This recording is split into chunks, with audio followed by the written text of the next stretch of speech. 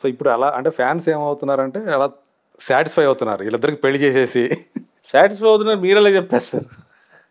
పిల్లలు కూడా పుట్టించి వాళ్ళకి గ్రాఫిక్స్. ఇప్పుడు మేము చిన్నప్పుడు ఎలాగుండేవాళ్ళం, మాకు మేము చిరంజీవి గారి ఫ్యాన్స్.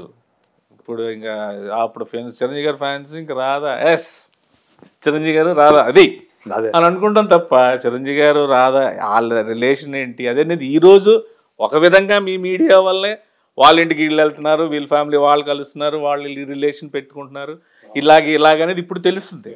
అప్పుడు మనకు తెలియదు కదా.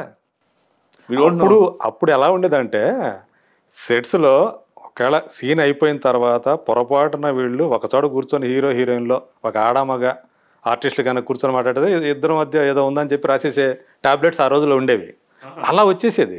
ఓకే.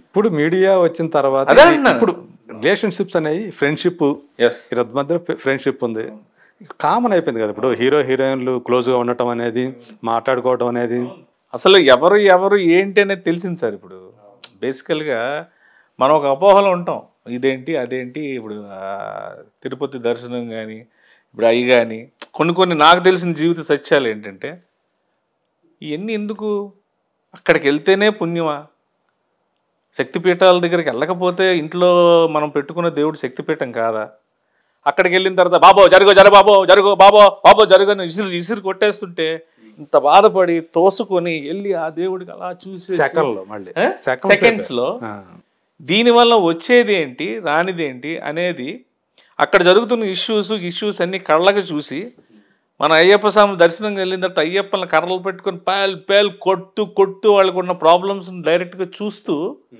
మనకు రియలైజేషన్ రాదా, అది మీ వల్ల వస్తుందండి. Because you are showing everything క్లియర్గా. ఎవరో చెప్తే మనం విమర్శిస్తాం, మూర్తి గారు మీరు దేవుడు అంటే మరీ అవహేళన చేయకండి, అయ్యప్పని ఎందుకు కొడతారు అని అంటాను. నా కళ్ళ ముందు జరిగితే ఏం చేస్తాను, మీరు లైవ్ చూపిస్తే. అది ఈరోజు క్లియర్గా జనాలకు అర్థమవుతుంది ఏంటంటే, మీరు మీడియా వాళ్ళు అలా లైవ్ చూపించడం వల్ల చాలా విషయాలు ప్రస్ఫుటంగా తెలుస్తున్నాయి.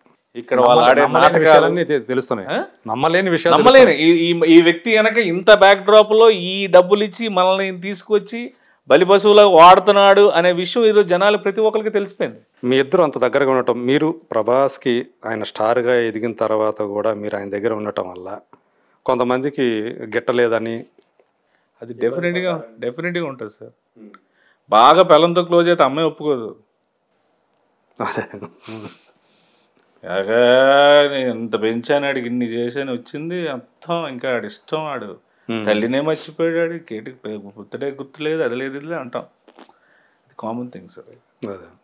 అవి నేను పట్టించుకునే స్టేజ్ నాది కాదు అసలు. ఆయన అసలు ఎప్పుడైనా ఎవరైనా చెప్పుడు మాటలు విని కానీ ఇంకో రకంగా కానీ మీ మీద ప్రభాస్ కోపడ్డ సందర్భం? అది నాకైతే తెలియదు, మీకు తెలిస్తే నాకు తెలియదు, కానీ నాకు ఎప్పుడు అలా లేదు. అంటే చెప్పేవాడు ఉంటారు కదా? ఉంటారు, డెఫినెట్గా ఉంటారు, వినాలి కదా మనం ఫస్ట్. మీ దృష్టికి అయితే ఎప్పుడు రాలేదు? నాకు అలాగే మాకు ఎప్పుడు లేదు. మాది ఫెయిర్ రిలేషన్ అండి, నథింగ్ కాంట్రాక్ట్ బేస్డ్. ఇక్కడ ఏంటంటే ఇది ఇలా ఉంటే ఇలా ఉండాలి, ఇలా ఉంటే ఇలా ఉండాలి అనేది కాదు. అదొక నది ప్రవాహం అనేది ఒకసారి గంగా యమున నది ఎక్కడో స్టార్ట్ అయ్యి అలా దాటి వెళ్ళిపోయింది అన్నట్టుగా వెళ్ళిపోవడం తప్ప, పర్టికులర్ మా ఏరియాకి రా అమ్మా, నువ్వు ఇక్కడి నుంచి ఉండమ్మా, ఇది మన తాలూకు వాళ్ళది, ఇది మన జిల్లా వాళ్ళది, ఇది లేదు. ఈ కండిషన్స్ నామ్స్ మాకు లేవు, అది ఎప్పటికీ లేవు, ఇప్పటికీ రావు. ఎందుకంటే నాకు సిస్టమ్ తెలియదు. అదే అంటే ఎప్పుడు మీకు ఇంకా చాలు అనిపించింది అంటే మీరు వదులుకున్నారా, లేకపోతే ఆయన?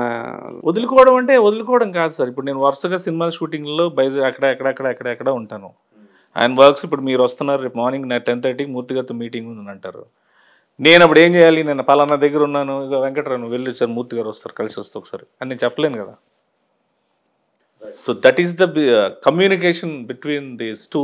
అది కొంచెం కాంప్లికేషన్ అవుతున్నప్పుడు దెన్ ఐ డిసైడ్ నేను చేసుకొని వచ్చేస్తాను, షూటింగ్లు ఎక్కువ ఉన్నాయి, కొన్నాళ్ళు నేను ఇది కూడా చూసుకొని వస్తానంట. నీకు ఇంట్రెస్ట్ ఉంది కదరా, సత్యానంద్ గారి ట్రైనింగ్ అయినా కదా, నువ్వు యాక్టర్ అవుదామని వచ్చావు కదా ఇక్కడికి, చెయ్యి చూసుకో, నీకు ఎంత బాగుంటుంది, మీకు మరీ నచ్చకపోతే నువ్వు నా దగ్గర నేను ఎక్కడికి వెళ్తానని ఆయన. Okay, that is the thing, మ్యూచువల్గా అంతే తప్ప ఎవరో. ఏ టైంలో అది జరిగింది? మిర్చి తర్వాత. మీరు లాస్ట్ సినిమా చేసింది కూడా మిర్చి తర్వాత. మిర్చి ప్యారలల్ గా షూటింగ్ జరిగింది నా గబ్బర్ సింగ్ రిలీజ్ అయినాక వెరీ బిజీ. ఓకే. సో అవుట్డోర్లు అటు ఇటు తిరగడాలు ఇవన్నీ మాకు ఆర్టిస్ట్గా ఉంటాయి కాబట్టి అవన్నీ మనం చేయాలి. ప్రభాస్ దగ్గర ఉన్న కాలంలో మీరు సినిమా ఛాన్సులు కోల్పోవటం అట్లా జరిగింది? చాలా కోల్పోయాను. చాలా. సో ఈయన దగ్గర ఉన్న టైం ఇక్కడ ఉంచాలి కాబట్టి ఈయన కోసం చాలా కేటాయించాలి కాబట్టి కోల్పోతాం కదా. ఇటు అటు ఉంటాయి సార్. లేకపోతే ఈ పాటికి ఇంకా ఆల్మోస్ట్ అది మనకు తెలియదు. అక్కడతో ఆరింటితో వెళ్ళిపోయేవాడిని, వెనక్కి ఇన్ని సినిమాలు చేసేవాడిని కాదు. అదంతా నాకు తెలుసు. సో ఆ తర్వాత కూడా మీ ఇద్దరి మధ్య రిలేషన్ అనేది ఎలా ఉంది? ఎప్పటికీ ఉంటుంది. ఇప్పుడు మేము స్టార్ట్ చేసింది ఇలా చేస్తే ఇలాగ అవుతావు, అలా చేస్తే ఇలాగ అవుతావు అనే రిలేషన్ కాదు అది. ఆయనతో పాటు వెళ్ళిపోవడమే. అంటే ఆయన ఫ్యామిలీలో ఒక మెంబర్ లాగే ఉండేదే ఇప్పటికీ కూడా ఉంది అది. అప్పుడంటే ఆల్మోస్ట్ వాళ్ళ ఫ్యామిలీ మెంబర్ లానే ఉండేవాళ్ళు కదా. ఈవెన్ కృష్ణరాజు గారు కూడా మిమ్మల్ని అలాగే ట్రీట్ చేశారు అనుకుంటాను. ఆ ఫ్యామిలీ ఇంక అందరు అంతేనండి. ఆయన మనిషి అంటే ఫ్యామిలీ అందరూ కూడా ఆయన మనిషిలాగా చూస్తారు. ఇప్పుడు ఆయన దగ్గర పనిచేసిన కొత్తగా వచ్చిన అసిస్టెంట్ అంటే వాడికి ఇవ్వాల్సిన గౌరవం వాళ్ళకి అలాగే అందరూ ఫ్యామిలీస్ అందరూ వాళ్ళకి అది ఆ కల్చర్ ఉంది. సో కృష్ణరాజు గారు వెళ్ళిపోవటం అనేది ఆ ఫ్యామిలీకి పెద్ద దెబ్బ కదా. మీకు మీరు పర్సనల్గా కృష్ణరాజు గారితో ఏమన్నా ర్యాపో ఉందా? ఏమన్నా జ్ఞాపకాలు ఉన్నాయా కృష్ణరాజు గారితో? ఆయనతో ఎప్పుడు కూడా వచ్చినా నాకు మంత్రి అనేవారు. మంత్రి ఆయన కొడుకేమో రాజు. మంత్రి రా ఏంటి ఏవో వాగుతావు కదా వాగు, ఆడి మీద 8 అనకు నాకు చిరాకు. మరి వాగుతావు కదా వాగంటారు, ఆడి మీద 8 అనకంటే నేనేం మాట్లాడాలి సార్ అన్నాను. న్యూస్ చదవాలా అన్నాను. అది కాదు వేరే చెప్తాను అని చెప్పేవారు. ఆయన ఎక్స్పీరియన్స్ చెప్పేవారు. వాటికి మేము కౌంటర్లు ప్రతి దీపావళికి వచ్చేవారు. అందరితో పాటు మేము మా ఫ్యామిలీస్ ఫ్రెండ్స్ ఫ్యామిలీస్ అందరం కలిసి దీపావళి సెలబ్రేట్ చేసుకునేవాళ్ళం.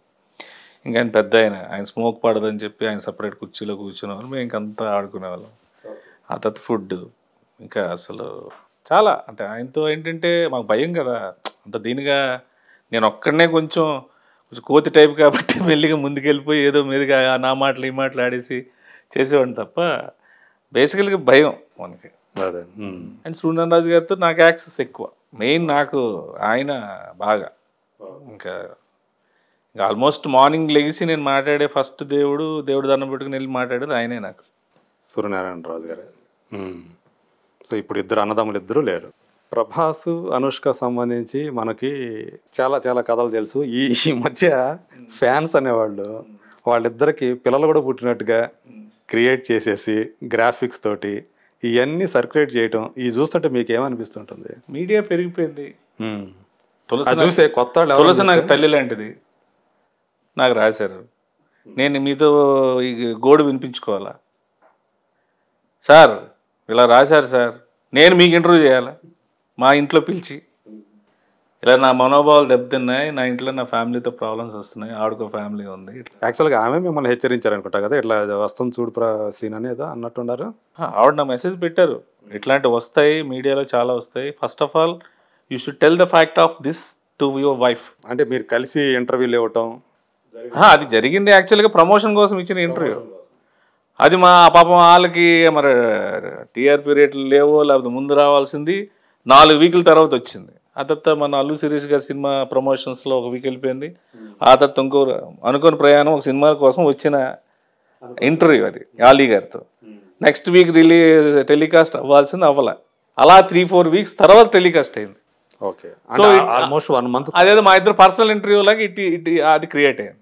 ఇన్ టైం రాజేంద్ర ప్రసాద్ గారు ఉండాలా, నేను ఉండాలా, ఆవిడ ఉండాలా, ఇంకొక యాక్టర్ ఉండాలా, 4 ప్లాన్ చేశారు. ఆయన రాజేంద్ర ప్రసాద్ గారు డేట్ లేదు, ఎవరు లేరు. డైరెక్టర్ నరేష్ గారు కూడా డైరెక్టర్ మన ఈయన గారు ఉన్నారు కదా నరసింహరాజు గారు, ఆయన చేయాలి. అది లేదు, అది కుదరలేదు.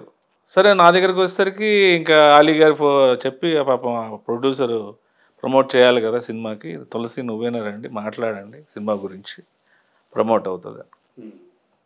సో దానికి వచ్చిన effect it's converted to personal things.